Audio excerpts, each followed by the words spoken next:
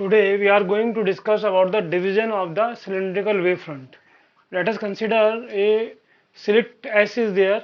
This slit S is illuminated by the monochromatic light of wavelength lambda. Now from this slit, the waves are coming in the cylindrical wavefront form. This WWW dash WW dash is the cylindrical wavefront. Let us to find out the intensity or the resultant of the wave at the point P from the pole of the wavefront. Now this wavefront we divided into two parts, OW and OW dash, and then the upper wavefront and the lower wavefront. OW is the upper wavefront and OW dash is the lower wavefront. Now this wavefront, upper wavefront, we have divided into half period strips. M1, M2, M3 up to Mn are the half period strips. We join S to Mn and Mn to P. This let us take this cylindrical wavefront has the radius A. So this is SPO is A, Mn is A, and let the angle MNSO is the theta angle. Now the distance of O to P, let us take this is P, small p, then the distance from M1 to P, because these are the half period strips, so the distance of M1 to P will be P plus lambda by 2, M2 to P, M2P will be P plus 2 lambda by 2, similarly the M1P will be P n lambda by 2.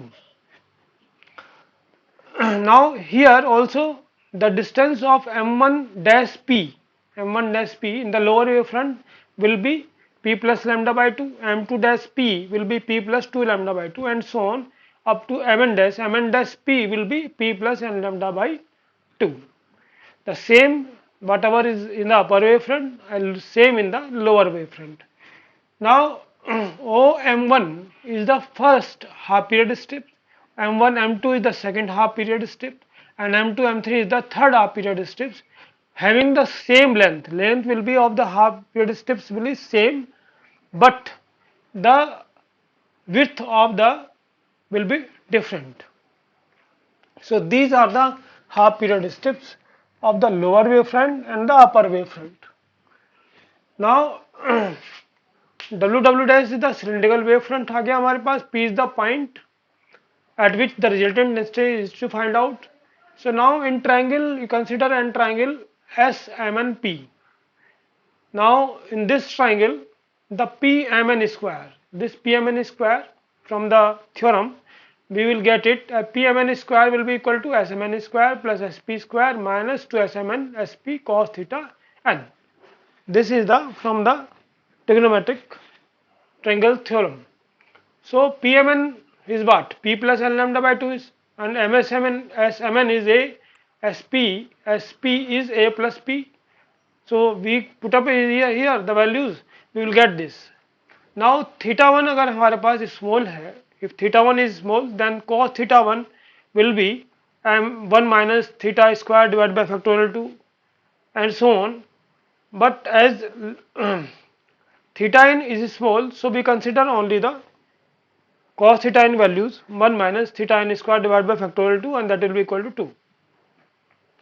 As lambda is small, so lambda square terms also can be neglected in comparison to the others.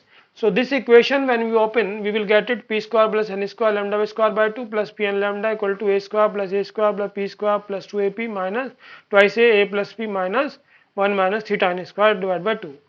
अगर इसको n square lambda square by 2 की term को neglect कर देंगे क्योंकि lambda square आ गया इसमें, तो that will be P square plus P N lambda आ जाएगा, और इसको 2a square plus P square plus 2ap minus 2a square minus 2ap plus a plus P theta N square. अब इसमें पी स्क्वायर से पी स्क्वायर हमारे पास cancel हो जाएगा, 2 स्क्वायर से 2 स्क्वायर कैंसिल हो जाएगा, 2ap से 2ap कैंसिल हो जाएगा, तो पी एन लैम्डा हमारे पास क्या आ जाएगा a into A plus P theta N square. तो थीटा एन की जो वैल्यू है वो under root P N lambda divide by A into A plus P equal to आ जाएगा हमारे पास ये कांस्टेंट के into under root N, where K की जो वैल्यू है, वेयर के विल बी इक्वल टू हमारे पास आ जाएगा under root p lambda divide by A into A plus p. P lambda divide by A into A plus p, ये हमारे पास के की वैल्यू आ जाएगी। तो के क्या है हमारे पास, कांस्टेंट है, क्योंकि पी भी कांस्टेंट है हमारे पास, लैम्डा भी कांस्टेंट है, ए भी कांस्टेंट है, तो पी जो है हमारे पास कांस्टेंट आ जाएगा। तो आर्क जो है हमारे पास O M N, arc O M N, O M N निकाले, ओ एम एन यहाँ से लेके और यहाँ तक, ओ एम एन हमारे पास क्या आ जाएगा, हमारे पास O M N will be equal to A into theta N, क्योंकि हमारे पास एंगल जो है आर्क अपॉन रेडियस, तो आर्क हमारे पास क्या हो जाएगी, एंगल इंटू रेडियस, तो एंगल हमारे पास ये इंटू रेडियस ये आ जाएगा, तो ओ एम एन की वैल्यू, आर्क की वैल्यू आ जाएगी हमारे पास ये। तो तो ये थीटा एन हमने निकाल रखा है, के इंटू अंडर रूट एन, और ये आ जाएगा ए के अंडर रूट एन। तो ओ एम एन की वैल्यू हमारे पास इन जनरल आ गई ए के अंडर रूट एन। तो O M N one, O M one क्या आ जाएगा हमारे पास, एन की वैल्यू 1 है, तो ये O M one value equal to A के अंडर रूट 1, ए क्या आ जाएगा, m1 m2 की जो वैल्यू है हमारे पास m1 m2, ये हमारे पास आ जाएगा O M two minus O M one, तो ये हमारे पास आ जाएगा ए के, है ना, ये हमारे पास आ जाएगा अंडर रूट 2 माइनस 1, क्योंकि n जो है इसमें 2 आ जाएगा और इसमें 1 आ जाएगा। Similarly, m23 will be OM3 minus OM2 will be equal to AK under root 3 minus under root 2, that will be equal to 0.3818 AK. M3 M4 will be OM4 minus OM3 equal to AK under root 4 minus under root 3 equal to 0.268 into AK and so on. So पहले हम देखें तो OM1 जो है वो AK, फिर 0.414, फिर 0.38, फिर 0.268, यानी कि विड्थ जो है हमारी कंटिन्यूसली जो है वो क्या हो गई, डिक्रीज होती जा रही है। पहले ए के थी, फिर उसके बाद 0.414 हुई, फिर 0.318 हुई, फिर 0.268 हुई। तो विड्थ ऑफ द स्ट्रिप जो है वो लगातार हमारे पास क्या हो रही, डिक्रीज होती जा रही है। So width decreases and as N increases, hence as N increases, hence area of the strip decreases, क्योंकि लेंथ हमारे पास सेम है, तो हमारे पास एरिया ऑफ द स्ट्रिप क्या हो जाएगी, डिक्रीज हो जाएगी in the same ratio as the width decrease करता है। Since length of the strips are equal, length जो है स्ट्रिप्स इक्वल है।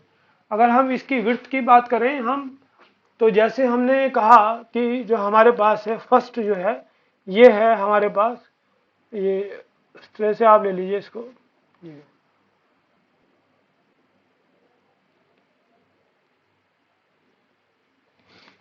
ठीक है।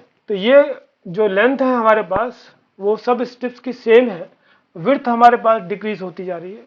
इसमें हमारे पास ये लेंथ हमारे पास सेम है और ये विड्थ जो है वो कंटिन्यूसली जो है ये हमारे पास ये है, इसके बाद ये दूसरा आ गया, ये इसके बाद ये विड्थ जो है डिक्रीज होती जा रही है, ऐसे इसमें डिक्रीज होती जा रही है।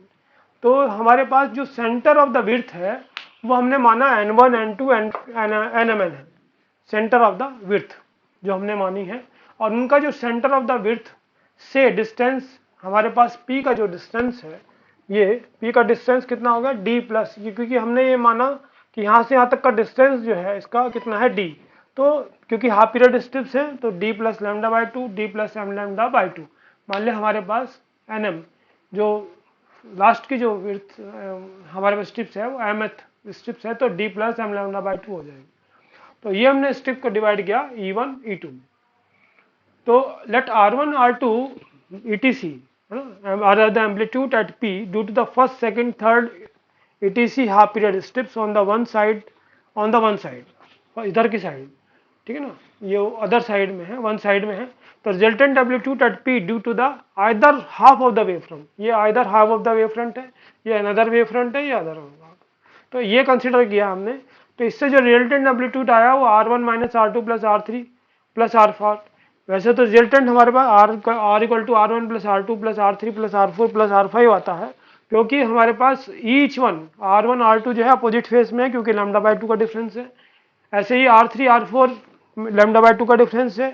तो हमारे पास क्या हो जाएगा R1 माइनस R2, क्योंकि R2 जो सेकंड है रिजल्टेंट है वो अनदर हाफ पीरियड स्ट्रिप से आता है, जो कि पाई का फेज डिफरेंस है या लैम्डा बाई 2 का पार्ट डिफरेंस है। तो हमारे पास जो है R1 minus R2 plus R3, इसको हम लिख सकते हैं R1 by 2 plus R1 by 2 minus R2 plus R3 plus R3 by 2 minus R4 plus R5, ठीक है। As alternate strips wave reach in the opposite phase, हमारे पास the successive amplitude R1, R2, R3 are in the decreasing order because area of the strips, successive strips are decreasing distances of successive steps from P are increasing and obliquity of the successive step increasing. तो 3 factors पे ये depend करता है. Number 1 जो है हमारे पास, जो हमने पहले सबसे पहले बताया था फ्रेस्नेल हाफ पीरियड जोन में, area of the successive steps are decreasing. Distance second है, ये distance of successive steps from P are increasing.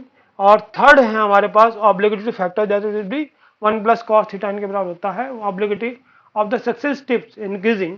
तो ये हमारे पास, तो हम कह सकते हैं कि R2 equal to R1 plus R3 divide by 2, R4 equal to R3 by R3 plus R4 divide by 4 divide by 2, जैसे कि हमने फ्रेस्नेल हाफ पीरियड जोन में इसको इससे पहले लेक्चर में हमने बताया.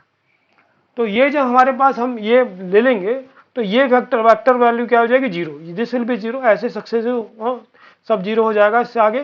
तो आर रिजल्टेंट हमारे पास क्या आ जाएगा, R1 बाई 2. तो resultant amplitude due to the upper wave front. Upper wave front कौन सा हमारे पास हुआ, OW. OW के कारण जो वेव जो हमारे पास रिजल्टेंट आया वो क्या हुआ, R1 बाई 2 हुआ. ऐसे ही सिमिलरली जो नीचे का हमारे पास वेव फ्रंट है OW डैश, उससे भी ये जो हमारे पास ये आएगा, ये वेव चलेगी यहाँ से और ये वेव हमारे पास ऐसे जाएगी.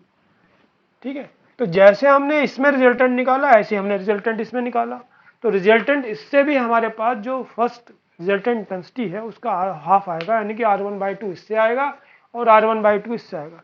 तो हमें टोटल वेव फ्रंट जो हमारे पास cylindrical total wave front OW and OW dash, OW के कारण resultant wave front resultant amplitude क्या आया, P पर R1 बाई 2. ऐसे ही OW डैश के कारण जो resultant amplitude at the point P आएगा वो कितना आएगा, R1 बाई 2 आएगा.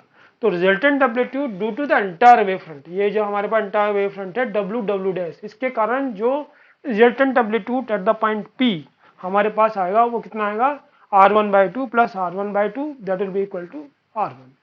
तो ये हमारे पास टोटल रिजल्टेंट एम्पलीट्यूड आएगा, that will be due to the cylindrical wave front, है ना.